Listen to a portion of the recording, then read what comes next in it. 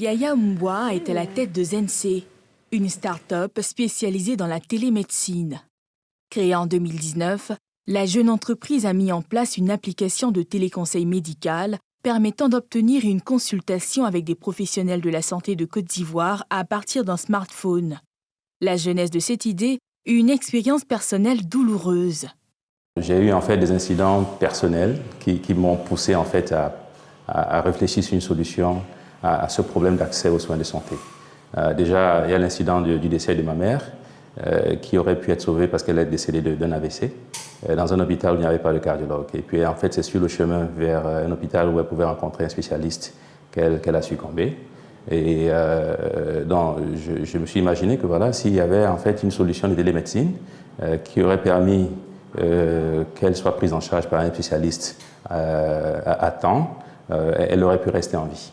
L'objectif, offrir ou simplifier l'accès aux soins de santé de qualité aux populations.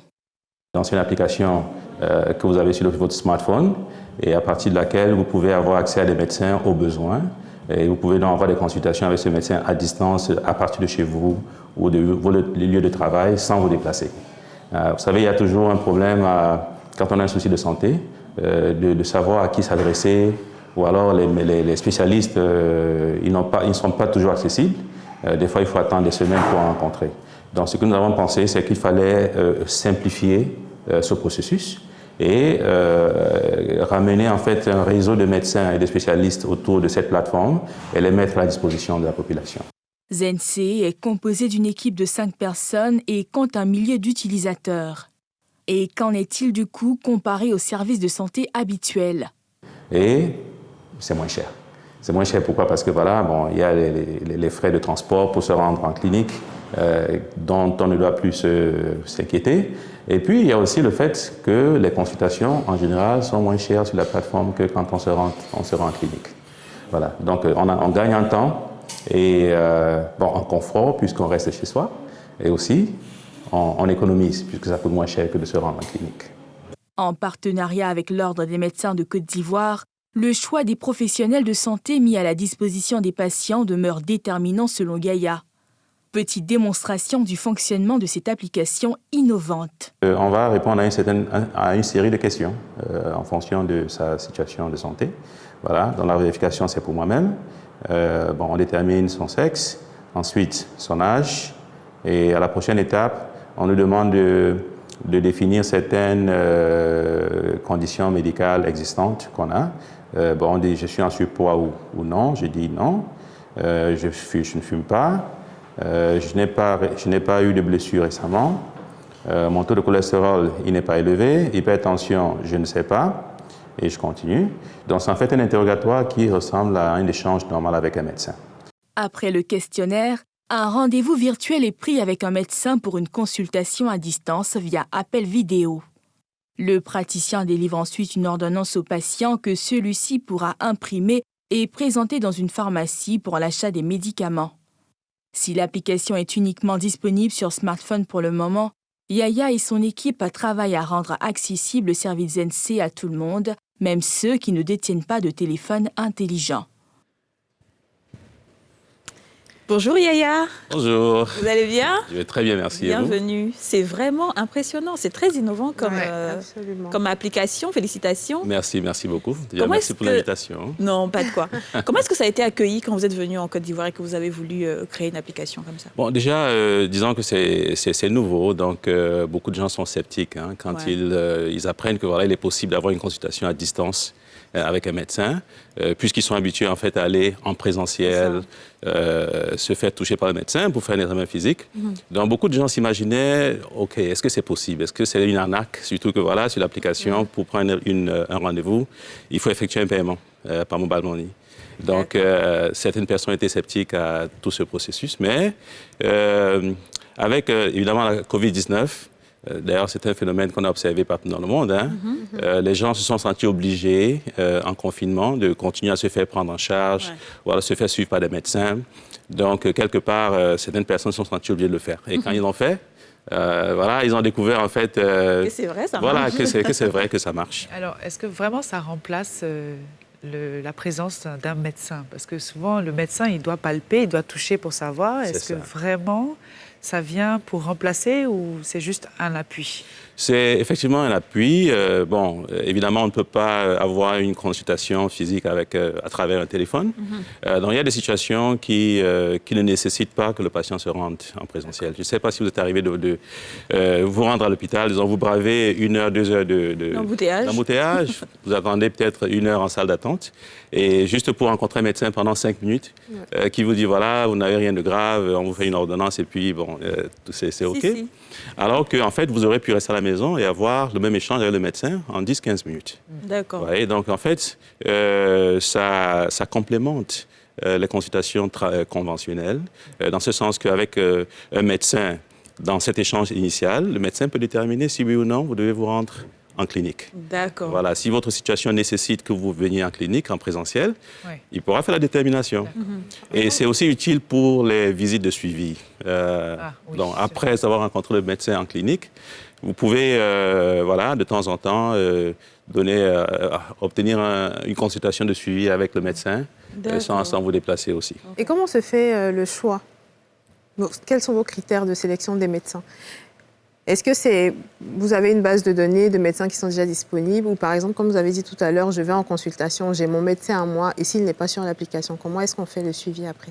Oui, c'est vrai. Bon, pour l'instant, ce que nous faisons, c'est que nous avons recruté un certain nombre de médecins. Dans un premier temps, on a ciblé les médecins qui sont spécialistes dans les maladies chroniques. D'accord. Pourquoi les maladies chroniques? Parce que nous pensons que c'est des personnes qui ont le plus besoin ils ont un besoin récurrent de prise en charge par les médecins. Donc, on commence par là. Donc, nous avons, parce qu'en fait, les gens ont beaucoup de difficultés à trouver ces spécialistes généralement. Alors, ils doivent attendre longtemps pour en trouver. Donc, ce que nous faisons, c'est nous amenons ces médecins autour de cette plateforme pour faciliter l'accès pour la population. Est-ce qu'ils sont disponibles 24 heures sur 24 en cas d'urgence? C'est ça aussi, En fait, puisque chaque médecin détermine sa disponibilité, il se pourrait que on ait une couverture 24 heures sur 24, mais ce n'est pas garanti. Voilà, en fait, chaque médecin détermine sa disponibilité et puis le patient arrive. En fonction de sa disponibilité, il pourra faire le choix du médecin et puis de la plage de temps. Donc, c'est un peu délicat. En fait. Vous pouvez prendre rendez-vous aussi sur l'application. Effectivement. Et vous avez dit que les prix sont un peu moins élevés. Ça peut s'élever à combien le prix? Oui, en fait, le prix que nous avons actuellement, c'est 6 500 francs. La consultation? Oui. Ah, c'est bien. Voilà, donc, surtout parce que nous pensons que les gens seront un peu sceptiques. Alors, il faut leur donner l'occasion, il faut leur faciliter la tâche.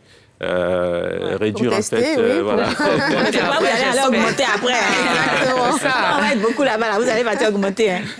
Vous n'allez pas augmenter. Disons que on risque de ne pas augmenter si le volume est suffisamment important pour couvrir les charges. D'accord. Et c'est seulement des médecins en Côte d'Ivoire? Oui, pour l'instant, c'est des médecins en Côte d'Ivoire. Comme je disais, des spécialistes et tout. Mais nous commençons en Côte d'Ivoire, mais nous avons l'intention d'aller dans d'autres pays africains aussi. Donc, notre vision, c'est qu'on ait une plateforme, disons, une clinique virtuelle pour l'Afrique. C'est-à-dire, en fait, que un patient en Côte d'Ivoire pourrait, si les textes le permettent, pourrait se faire consulter par un médecin au Sénégal ou au Cameroun ou en France. Donc, on veut ouvrir, en fait, l'accès aux médecins partout dans le monde. Parce que déjà, il y a une pénurie de médecins. Oui. Et il faudrait qu'on amène les médecins où qu'ils soient autour de cette plateforme pour les mettre à la disposition de la population. Est-ce que vous ne rencontrez pas des problèmes de connexion parfois pendant un échange, pendant une consultation? Bon, disons que nous ciblons essentiellement les villes. Donc, vous savez qu'à Abidjan, par exemple, les connexions 3G, 4G sont de très, très bonne qualité. D'accord. Pour l'instant, les consultations qui se sont déroulées sur la plateforme se sont déroulées sans aucun problème. Oui. J'ai vu que les médecins peuvent donner une ordonnance qu'on imprime. Effectivement. Est-ce qu'il y a un cachet? Parce que maintenant, on ne peut pas aller en pharmacie, on ne peut pas prendre des médicaments sans vraiment le cachet du médecin et tout. Il y a tout ça qui va En fait, pas de cachet, mais on a une signature électronique du médecin qui est apposée sur l'ordonnance électronique. OK.